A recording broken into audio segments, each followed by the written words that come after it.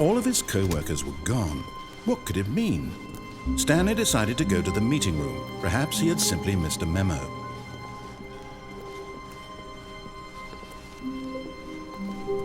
When Stanley came to a set of 2 open doors, he entered the door on his left.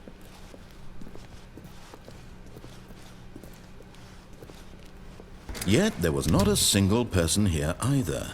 Feeling a wave of disbelief, Stanley decided to go up to his boss's office, hoping he might. Coming to a staircase, Stanley walked upstairs to his boss's office.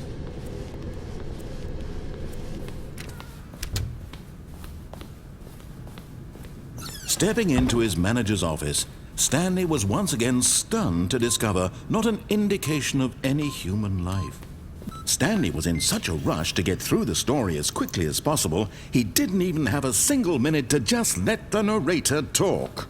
That kind of anxiety isn't healthy, so he relaxed for a few moments with some calming New Age music.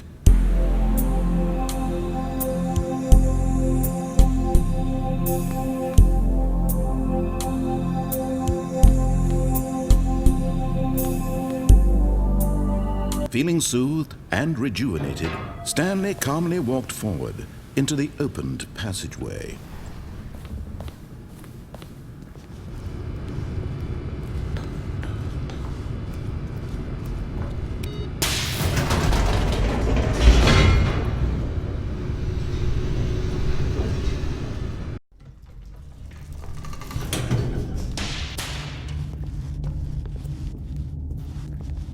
Stanley walked straight ahead through the large door that read Mind Control Facility.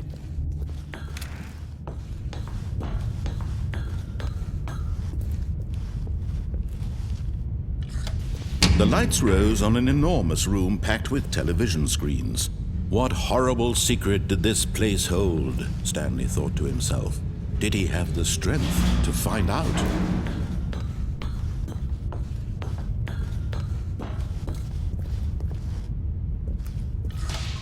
Now the monitors jumped to life, their true nature revealed. Each bore the number of an employee in the building, Stanley's co-workers. The lives of so many individuals reduced to images on a screen, and Stanley, one of them, eternally monitored in this place where freedom meant nothing.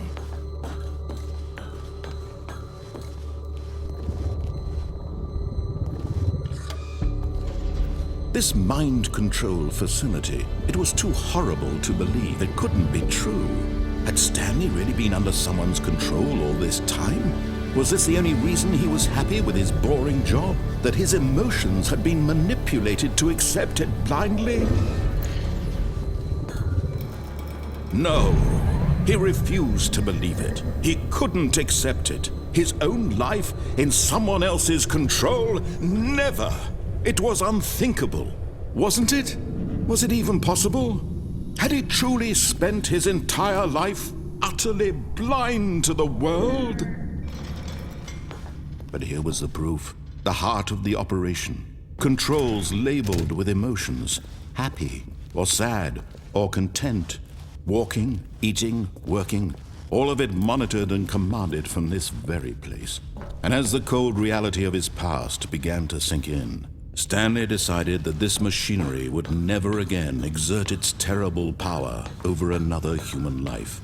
For he would dismantle the controls once and for all.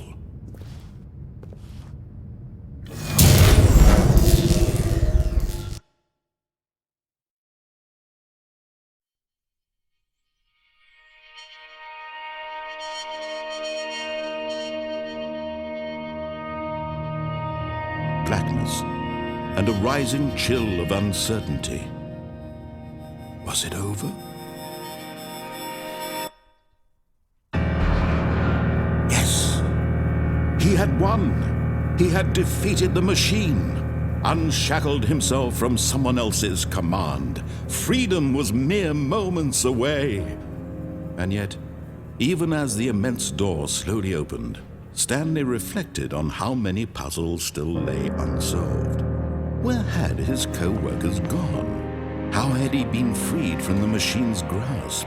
What other mysteries did this strange building hold? But as sunlight streamed into the chamber, he realized none of this mattered to him, for it was not knowledge or even power that he had been seeking, but happiness. Perhaps his goal had not been to understand, but to let go. No longer would anyone tell him where to go, what to do, or how to feel. Whatever life he lives, it will be his. And that was all he needed to know. It was perhaps the only thing worth knowing. Stanley stepped through the open door.